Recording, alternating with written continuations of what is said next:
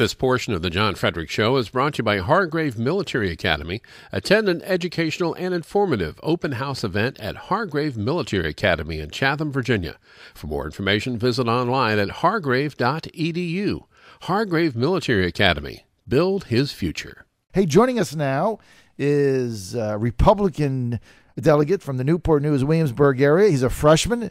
His name is Michael Watson. He's been fighting a good fight in there, and this is our little segment I'm calling Mike for Jobs, because this is about, this campaign's about jobs. It isn't about some of the other things, the EB-5 visas and whatever else that we're talking about. Johnny Williams. I don't really care about Johnny Williams. I care about jobs for Virginians, and that's why joining us now is Mike Watson. How are you, Mike?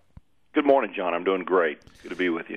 Now, there's a concern right now as we move forward in Virginia that there just isn't the emphasis, Mike, right now being placed on, entrepreneurial job creation. One of the things that you bring to the table is you're a small businessman. You started your company, you hire people, and that's basically what you've tried to do up there in Richmond, trying to work through that quagmire.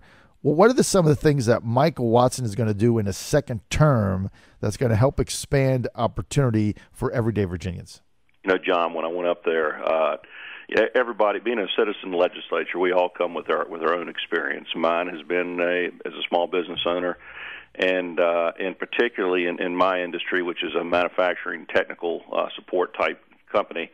I have found that there's a real need in the area of crafts, trades, technical, whether it's mechanical, electrical type work, things of that, and that's really been one of the emphasis is on the crafts, getting young people interested in the jobs that are out there that require anything from training after high school up through 2-year degree up to when you go into manufacturing. Of course, you've got engineering and accountants and all with 4 years degrees. So, my big push has been. When I mention manufacturing, is bringing manufacturing back to Virginia. Manufacturing offers jobs for every education level, for every type of person that's out there, an interest that they've got. And that's been the push, and there's 4 areas I emphasize on, and it's our infrastructure, having a good tax environment, a good regulatory environment, and workforce development. And the bills that I've carried and some ones that I'm working on right now work towards those things, and with a big emphasis on workforce development right now. Mike, tell us about your reelection campaign. I mean, this is the first one you've gone through. There's a lot of guys been up there forever, but you're in a tough district. I mean, it's been targeted by Howard Dean, right? We all remember Dr. Dean. He ran for president in 1984. He made the speech after getting beat by John Kerry in Iowa. Everybody remembers that. Probably one of the most liberal, partisan chairmen of the DNC in history. What type of an impact are they having there? So far, it's primarily been, but the best I can tell, a financial impact. Obviously, they're going to be pumping money into this race, and obviously giving it to my opponent.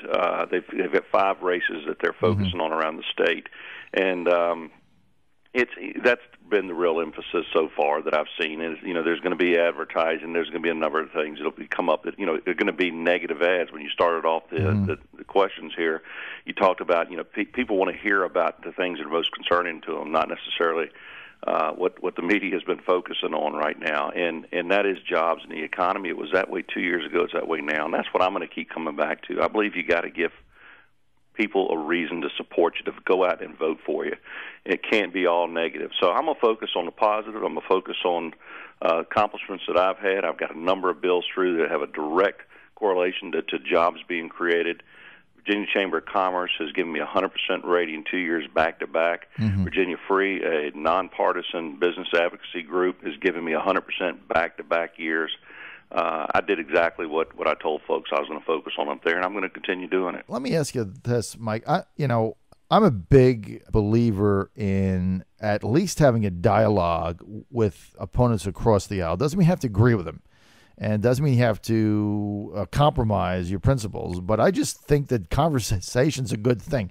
I don't think sitting down with somebody and trying to figure out how you might get something done by having a relationship and a conversation is a bad thing, regardless of what they have by their name and R, D, and L, whatever. Who are some of the Democrats, some of your colleagues that you have been able to work with up there? Well, first of all, I want to comment on what you just said in general. Not only is it important to do it, it's critical that you go over and you talk with everybody. I've got bills that I passed and budget amendments I passed would not have passed had I gone over to colleagues on the other side of the aisle, sat in their office, and showed them why I thought something was a good idea, and they've done the same thing with me. I have made a lot of good connections, and in the House we're a strong majority, but we may not always be there, and I want folks on the other side to be supportive of me, and they will need me as well. On the Senate, with the 2020 Senate, by all means you have to go sit down with them. Just this week, and you and I have talked before about the Business Development Caucus. Mm-hmm. Some of us started. We were business owners in the legislature, and we go around, we talk to businesses around the state. We just had a meeting on Friday. One of our six is our third of our 6 meetings we've got scheduled this year to talk to business communities. And had 2 colleagues in the Democrat Party that support us, Keem and Delegate Mark Keem and Matthew James. Both of them, working with us in the Business Development Caucus and others, but they actually had Delegate James was there, Delegate Keem sent a representative, and sit with us and listen to these businesses, give us their ideas, and we'll go back to Richmond in January. We'll sit down together. We'll work out ways to help address these businesses' problems. When it comes to the jobs and the economy, and those are the focus on that, that's not a Republican or Democrat issue. Right. Regardless of which, you want your folks, you want your kids to be able to have jobs when they go out of school, and even yourself. So many people are looking for work out there, and we want to try to help them find it. And that's not a partisan issue. It certainly shouldn't be. Absolutely not. I think that's one of the issues. I know we've talked about this many times. It drives me bananas because a job for somebody is the key to maybe supporting their family, making ends meet, their self-esteem. It has nothing to do with partisan politics. I mean, if you don't have a job, you're not happy about that, and things unravel from there. I called on Bob McDonnell to resign on Monday. I've had enough. I know you're in an awkward spot. He is the governor. He is a Republican.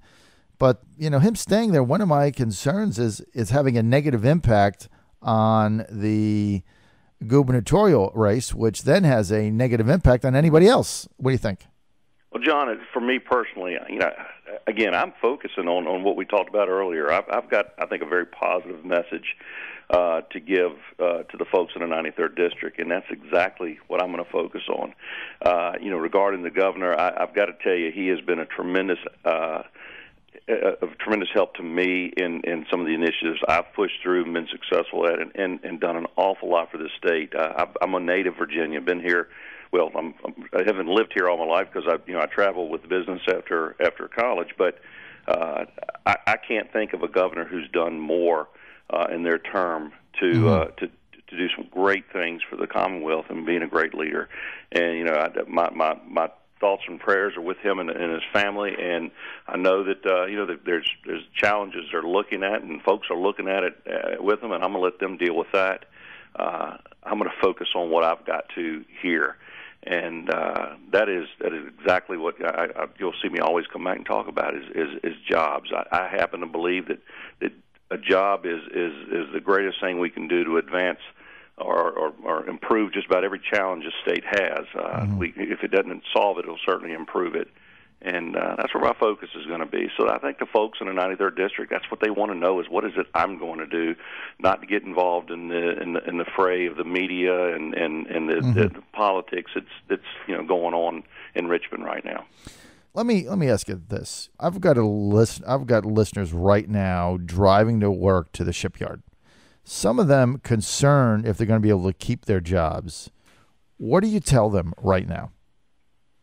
Well, certainly they've got reason for concern. We are so dependent, particularly in this district and in this region, on Department of Defense. And undoubtedly right now we've got challenges, financial and otherwise, that could have a tremendous impact on our community. And what I am really focusing on and what I would tell them is I am trying to help to diversify the economy here in Hampton Roads.